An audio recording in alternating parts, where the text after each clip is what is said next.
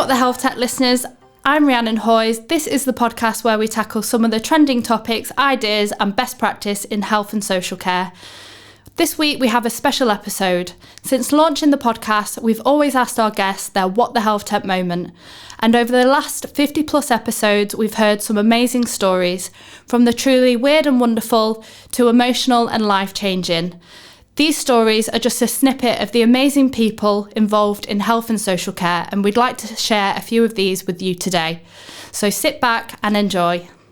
There was a guy called Ian in Nottingham, and he was a big guy in his 60s, and he had a thing called PSP, and it's something super nuclear palsy. Basically, he lost the ability to communicate. So he's almost like trapped in there. And he was a lovely bloke. He loved his Nottingham Forest. And he really connected with me. So he couldn't talk, but every time he saw me, he would grab my hands and really shake my hand as if to say, we're all right there, me and you. Because he was a big Ian and I was a big Ian. And he just kind of, there was a connection. It was a lovely thing. And I took him up in a helicopter. I got a load of them. Yeah, I asked a load of them. I said, what do you want to do? And they all said, I'd love to go up in a helicopter. I said, I've got a mate, lives in Escrick, who's got helicopters. I'm going to ask the question. So I asked Steve a question. He says, I'll fly down to Nottingham. I'll sort that. And we'll take him up. And it was amazing. And then at the end, he just grabbed Steve's hand, just shook it, and he just went, awesome, really quiet. Now Steve, and he died not long later. It was Christmas, and I went down with a guitar to do a Christmassy sing-along. And his daughter was there. She was about to go shopping in Nottingham. She said, oh, Ian. I said, oh, I'm so pleased you're here. She went, I found some things. I got talking to my mum about my dad, and they met at a Paul Young concert. Right? I'm thinking, Paul Young, okay. And I was going to be singing Away in a Manger and Silent Night and all this sort of thing and Jingle Bells. And I just went, I know Wherever I Lay My Hat as a song, and I know Every Time You Go Away, but I don't know it on guitar. So I went, right, down the corridor, out the way, so I'm playing I'm thinking, right, well, that's a G. I think that's an E minor, G, and then a D, and then it goes to a C, and that's it. That's Wherever I Lay My Hat. And I thought, how does Every Time You Go Away? So I did. So anyway, I went back, and I started singing, and he hadn't said anything for ages. Now, if there's any way with this podcast, you can add some extra bit. I can give you the footage that shows this moment. And so we started singing Every Time You Go Away. And he started joining in really quietly. And at the end, he does this bit. He goes, in this croaky voice, goes, every time you go away, you take a piece of me. And he grabbed his own shirt. With you. Oh, and then his daughter came in from the side, because we videoed this thing. She came in from the side in absolute bits and was just so excited. She went, I can't believe that. And honestly, I could have gone. It was amazing. It showed that music can cut through the fog, and it's not about music. It's about one person's music. And you can't tell by looking at somebody what songs are going to ignite them. And that was the most beautiful, moving thing. And I'll take that to the grave. I officiated Ian's funeral. I did it all. So the family just said, we want you to do it. I get given some real strange phone calls, me. Really. It's not, oh, by the way, and can you just do me dad's funeral? Oh, go on, Ian. And so there you go. That was amazing. It blew me socks off, and it showed me the power of music and the power of people's history. Yeah. And even though you think somebody's locked out, thinking maybe he's just still have a foot in the door. This was probably like 4, maybe 5 years ago. So I was working for Brighter Kind, which is essentially one of the 3 brands within Four Seasons. So there's 3 brands in there, all kind of like specialised in different areas of health and social care. But at the time, I was working for Brighter Kind. And at the core of like everything that Brighter Kind did was its core values and its culture. And that was just, it was embedded everywhere in terms of what they do. And one of the sayings that was in Brighter Kind was love every day.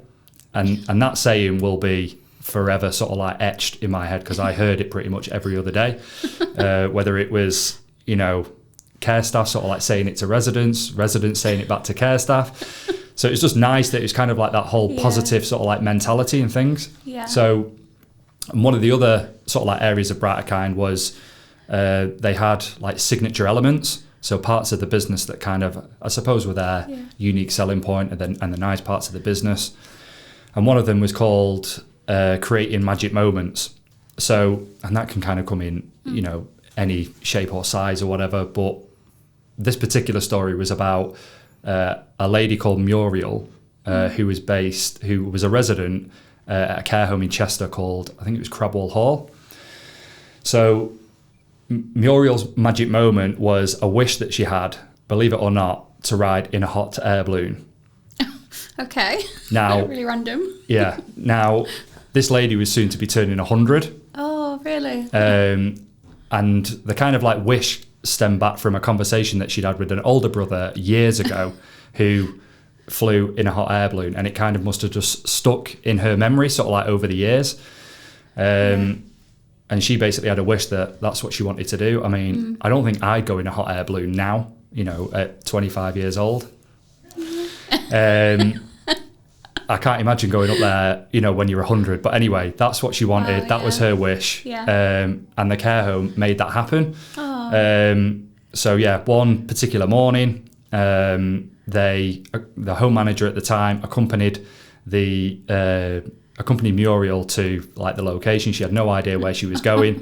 It was very early morning, so the idea is that she was going to go on this flight for like an early morning flight, where she would basically be up in the sky to see the sunrise. And that's what happened. Now there's an article online somewhere, and there's a picture that was taken where this is kind of like pre-flight, and like her face is just like unbelievable. Like you've never seen somebody so happy. And it's obviously, when you were talking about, obviously thinking about how passionate people are about working in the sector, it's kind of like those moments, I suppose. Yeah. So yeah, after that, the home took it sort of like one step further. When she came back to the care home, there was a party for her, where like family and stuff like that were there. Obviously all the other residents, all the staff and stuff, and they let off 100 balloons for her. So yeah, just like, just a really sort of like touching moment. So yeah, that kind of like always sticks in the back of my head as sort of like a wonderful moment that happened. And there'll be many, many more of them up and down the country, not just obviously in Four Seasons and Brighter Kind, but no doubt all over the country. But that's a particular one that sticks out for me. I have hundreds, and I was thinking about this. What would be ethical to share, as well as what would be interesting to hear. And I'd just like to. I've chosen one story because I guess for me, I've absolutely loved every moment of my NHS career, and I really do think it's a fabulous career. Whatever we hear about it in the press, I really do recommend working for the NHS.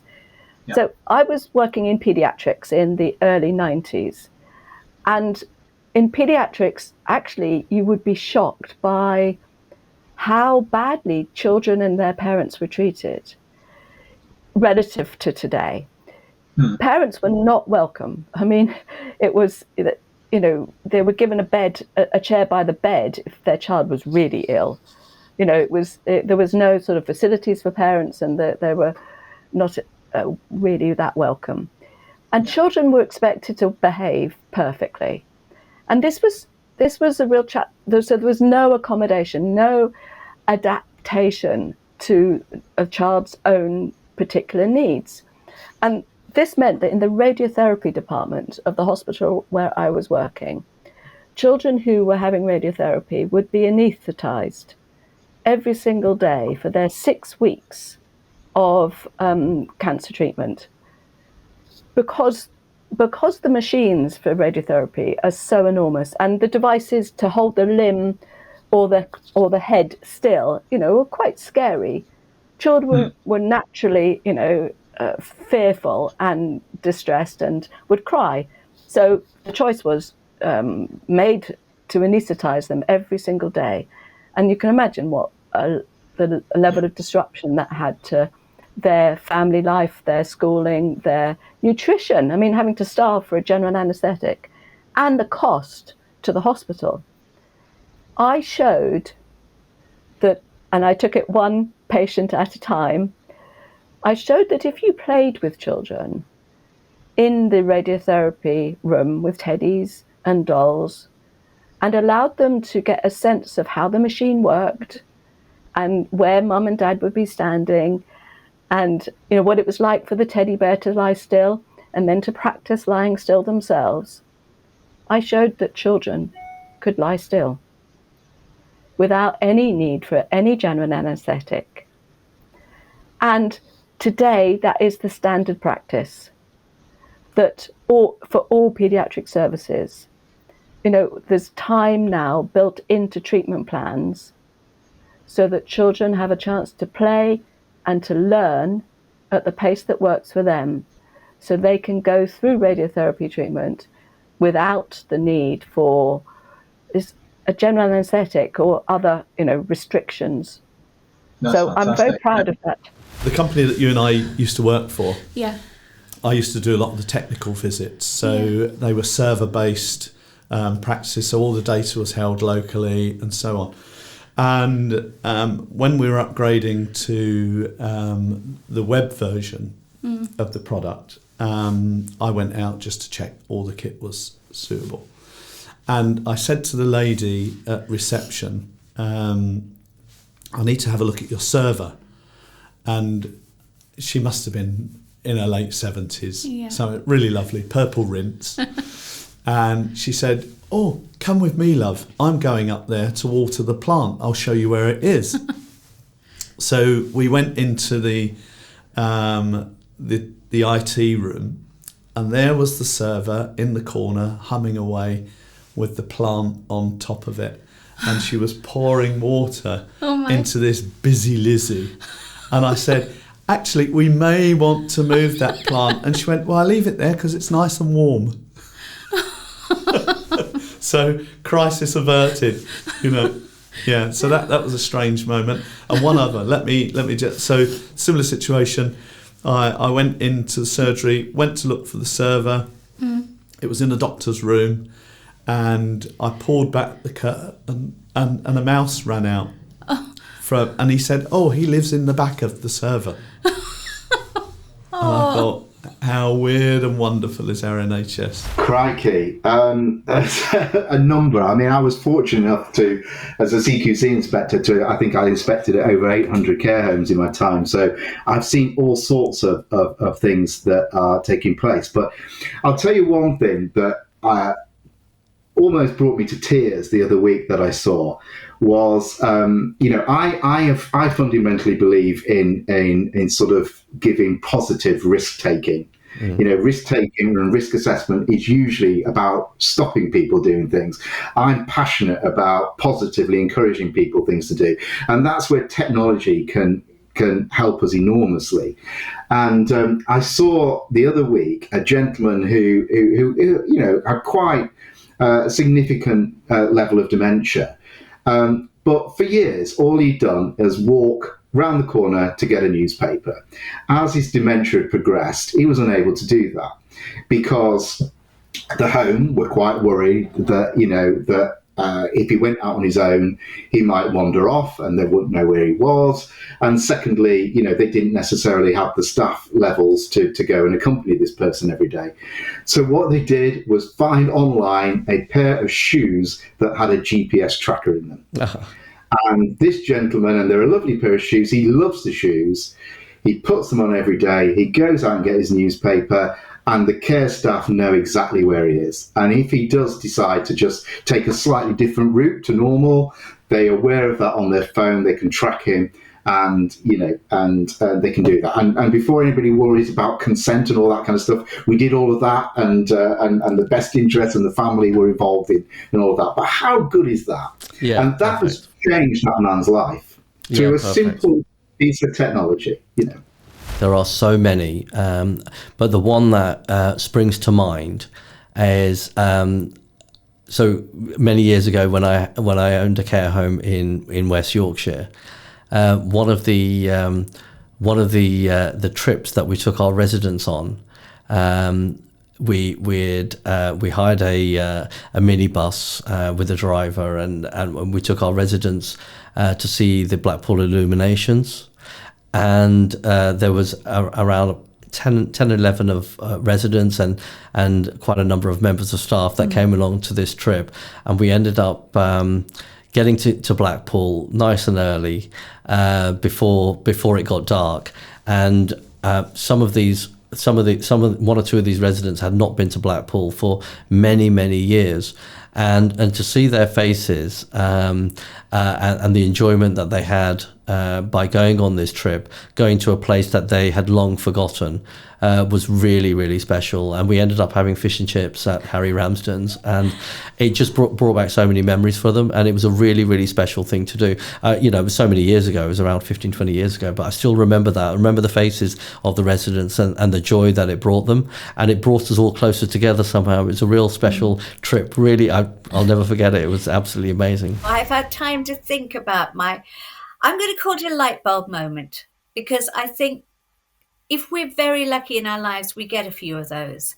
And the one that I'm going to recall is, it's my very first training event with Making Families Count. It's the beginning of 2015.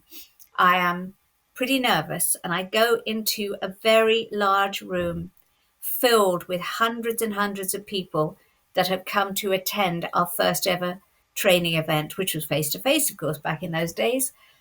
And I sit somewhere towards the back of the room because I really don't know where to sit.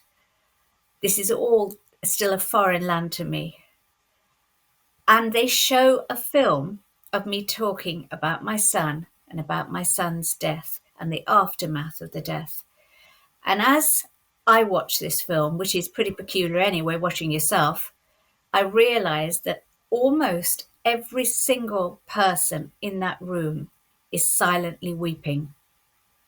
They are so moved, and I'm astonished. These are senior clinicians. These are people who have seen it, done it, and worn the t-shirt with the blood on. And they are in bits.